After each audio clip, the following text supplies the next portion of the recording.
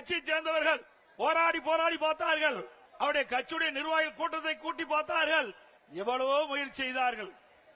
ஆனால் கடந்த தேர்தலில் போட்டியிட்ட தொகுதியை விட குறைவான தொகுதியை தான் பெற்றிருக்கிறார்கள். விடுதலை சிறுத்தை கட்சிகள், திருமாவளவன் தலைமையில் இருக்கின்ற விடுதலை சிறுத்தை கட்சி எவ்வளவோ போராடி 8 இடங்களில் பெற்றிருக்கிறாங்க. அது ஒரு அங்கீகரிக்கப்பட்ட கட்சியா இருக்குது. அங்கீகாரம் இல்லாத ஒரு கட்சிக்கு அதிக இடம் கொடுத்திருக்கிறாங்க. இதுதான் திமுக. புரிந்து கொள்ளுங்கள். திராவிட முன்னேற்ற கழக தலைமையிலே அமைந்துள்ள கூட்டணிகள் இனியாவது உணர்ந்து கொள்ளுங்கள். உங்களிடத்திலே திராவிட முன்னேற்ற கழக விசுவாசம் கிடையாது.